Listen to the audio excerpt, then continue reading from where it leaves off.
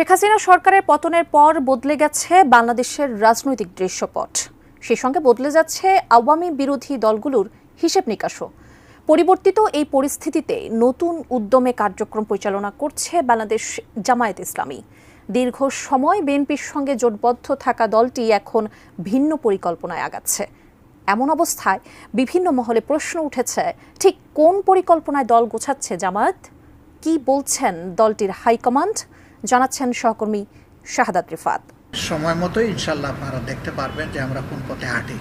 এত রক্ত, এত ত্যাগের বিনিময়ে আরেকটা জুলুমবাজ সরকার কিন্তু জনগণ দেখতে চায় না। বাস্তবতা তাদের মানতে হবে, আর যদি না মানে কিছু করার নাই। ছাত্র জনতার গণবিপ্লবের মুখে পতন হয় আওয়ামী লীগ সরকারের। দেশ ছেড়ে পালিয়ে ভারতে অবস্থান নেন সাবেক প্রধানমন্ত্রী Sheikh Hasina.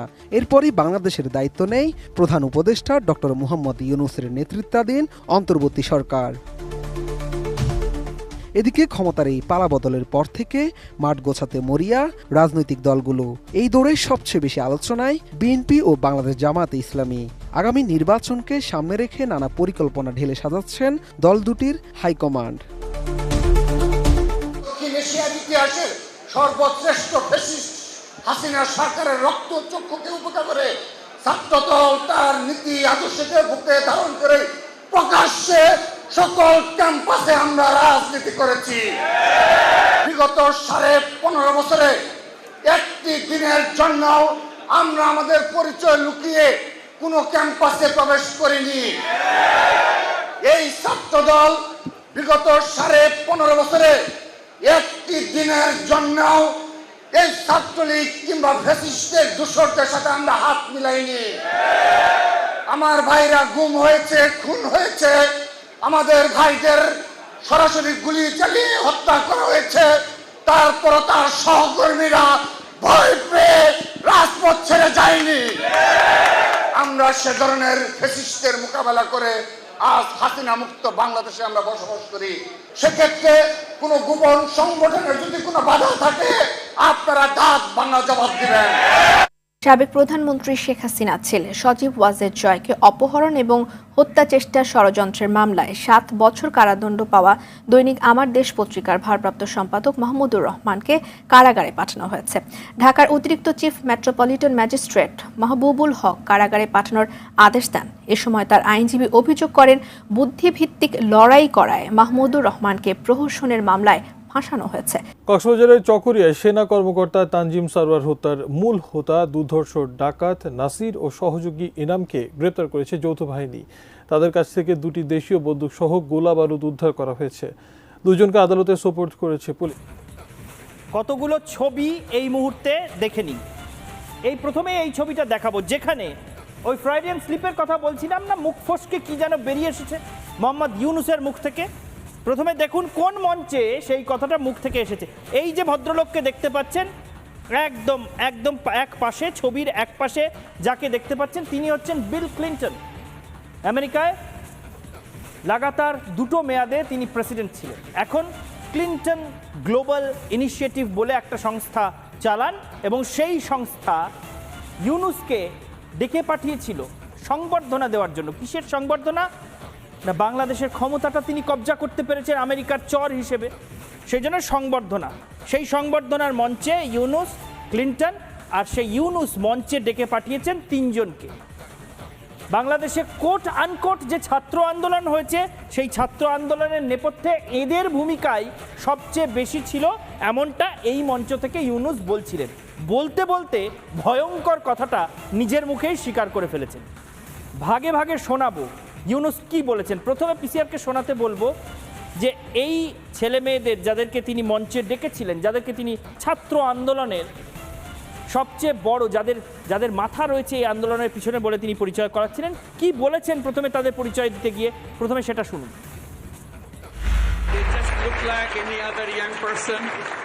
You will not recognize, but when you see them in action, when you hear them speak, you'll be shaking.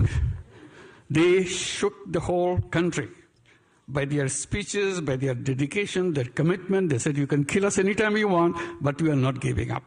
And he is known as to be the behind the whole revolution. So he denies it repeatedly. He said, not me, many others, but that's how he is recognized, that he's the brain behind the whole thing. Mohammad Yunus বলছিলেন গণ অভ্যুত্থান, একদিকে বলছেন গণ অভ্যুত্থান, আবার বলছেন তার পিছনে ওরই মস্তিষ্ক। It's amazing, meticulously designed thing. It's not just suddenly came, it's not like that. Very well designed. Even the leadership pattern, people don't know who the leader is. So you can't catch one and say, okay, it's over. It's not over. শুনলেন? এরপরে আর কিছু বলার বা বোঝার বাকি রইল? মোহাম্মদ ইউনূস কি বললেন শুনতে পেলেন আপনারা? বলছে এমনি এমনি হয়নি, এটা মেটিকিউলাস ডিজাইন, মানে খুব নিখুঁতভাবে পরিকল্পনা করা হয়েছিল। একদিন সবাই এলেন, হই হই করলেন, হয়ে গেল, এমনটা নয়। অনেক দিন ধরে এই পরিকল্পনা করা হচ্ছিল। শুনলেন তো? শুনলেন যে মোহাম্মদ ইউনূস তিনি ঠিক কি বললেন? এ তো ভয়ঙ্কর কথা। এবং মোহাম্মদ ইউনূসের এই কথাগুলো যখন বারবার করে শুনছি, তখন বাংলাদেশের কিছু ছবি চোখের সামনে ভাসছে। কতগুলো তরতাজা প্রাণের চলে যাওয়ার ছবি চোখের সামনে ভাসছে, কতগুলো বাচ্চা ছেলেমেয়ের মৃত্যু হয়, মারপিট হয়, প্রচুর সরকারি সম্পত্তি সেখানকার পুড়িয়ে ফেলা হয়, যা জনসাধারণের জন্যই তৈরি করা হয়েছিল, সেই সমস্ত সম্পত্তিগুলোকে পুড়িয়ে ফেলা হয়। এই সমস্ত ছবিগুলো চোখের সামনে ভাসছে। তার কারণ সবকিছুই যদি পূর্ব পরিকল্পনা মতো হয়ে থাকে, তার মানে ওই মারপিট, ওই আগুন লাগিয়ে দেওয়া, এক একটা ছেলেমেয়ের মৃত্যু হয়ে যাওয়া, অল্প বয়সী সমস্ত সুন্দর ভবিষ্যৎ প্রজন্ম যারা তৈরি করতে পারতো তাদের মৃত্যু হয়ে যাওয়া, এই সবটাই পূর্ব পরিকল্পনার অংশ বিশেষ। কোনো রাগ ঢাকে নেই, আর ওই শাক দিয়ে মাছ ঢাকাও গেল না। আমেরিকার মাটিতে পা রাখতেই মোহাম্মদ ইউনূসের মুখ থেকে গড়গড় করে বেরিয়ে গেল সেই সমস্ত সত্যি কথা, যে সত্যি কথাগুলো আমরা শুরু থেকে বলে আসছিলাম। কোটা বিরোধিতার যে আন্দোলন, সেই আন্দোলন যে কেবল একটা ছুতো ছিল, সেটা বকলমে স্বীকার করে ফেললেন বাংলাদেশের বর্তমান অন্তর্বর্তীকালীন সরকারের প্রধান উপদেষ্টা। এই কোটা সংস্কারের আন্দোলনের নামে ছাত্রদেরকে সামনে রেখে, তাদেরকে কাঠগড়ায় দাঁড় করে রেখে, তাদের ঘাড়ে বন্দুক রেখে আসলে ওই বাংলাদেশের বিরোধীরা, ওই বাংলাদেশের জামাতে ইসলামরা এবং ওই বাংলাদেশে কিছু বৈদেশিক শক্তি একত্রিত হয়ে বাংলাদেশের আজকের যে ছবি আপনারা দেখতে পাচ্ছেন, ঠিক এই ছবিটাই তৈরি করার চেষ্টা করছিলেন এবং তারা সফল হয়েছেন।